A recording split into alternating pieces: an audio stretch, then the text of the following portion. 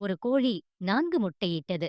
அதில் 3 முட்டைகளிலிருந்து அழகான மஞ்சள் நிற கோழி குஞ்சுகள் வெளிவந்தது. ஆனால் அதில் ஒரு முட்டை மட்டும் பொரிக்காமல் அப்படியே இருந்தது. அப்பா சேவல், சரி, அந்த முட்டை இனி பொரிக்காது. நீ அதை நினைத்து கவலைப்படாதே என தாய் கோழியிடம் ஆறுதல் கூறியது. ஆனால் தாய் கோழி மீண்டும் அந்த முட்டையின் மீது அமர்ந்து அழை காத்தது.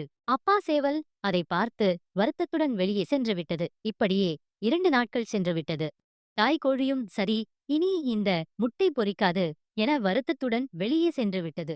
தாய் கோழி வெளியே சென்ற சிறிது நேரம் கழித்து முட்டை பொரியத் தொடங்கியது. அதிலிருந்து ஒரு அழகான கோழிக்குஞ்சு வெளியே வந்தது. அது சுற்றி முற்றி பார்த்துவிட்டு தனது அம்மா கோழி எங்கே என தேடியது. அம்மாவை தேடி தனியாக நடக்கத் தொடங்கியது. தனது அம்மா யார் என்று அந்த கோழி குஞ்சிற்கு தெரியவில்லை. அதனால் தூரத்தில் வண்ண நிற பட்டாம்பூச்சிகள் பறந்து கொண்டிருந்தன. அவற்றை பார்த்து கோழி குஞ்சு மகிழ்ச்சியுடன், ஆஹா, இவர்கள்தான் என் அம்மாவா என்று நினைத்து பாய்ந்தது, ஓடியது. ஆனால் பட்டாம்பூச்சிகள் காற்றோடு பறந்து போய்விட்டன.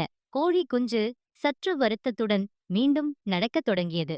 தூரத்தில் ஒரு பசு புல் மேய்ந்து கொண்டிருந்தது. கோழி குஞ்சு அதை பார்த்தவுடனே இவள்தான் என் அம்மாவா என்று பாசத்துடன் பசு அருகில் ஓடியது. பசு சிரித்துக்கொண்டே, இல்லையடி கோழி குஞ்சு, நான் உன் அம்மா இல்லை. உன் அம்மா வயலின் அந்த பக்கம் உன்னை தேடி அலையறாங்க. அங்கு போய் பாரு செல்லம் என கூறியது. கோழி குஞ்சு சற்று மனம் தளர்ந்தாலும் இன்னும் நம்பிக்கையுடன் தேடத் தொடங்கியது. கோழி குஞ்சு தண்ணீர் குடிப்பதற்காக ஒரு குளத்தின் அருகே சென்றது. தண்ணீரில் தன் முகத்தை பார்த்தது. அப்போது திடீரென ஒரு மீன் அதை வெளியே துள்ளி குதித்து கோழி குஞ்சு பயந்தபடி அழத் தொடங்கியது. அந்த கோழி குஞ்சின் அழுகை சத்தம் தொலைவில் இருந்த தாய் கோழியின் காதில் விழுந்தது. தாய் கோழி பதற்றமாக ஓடிவந்து, கோழி குஞ்சு, என் செல்லமே, நீ எப்படி இங்கே வந்தாய்? நான் உன்னை எங்குயெல்லாம் தேடி அலைந்தேன் தெரியுமா?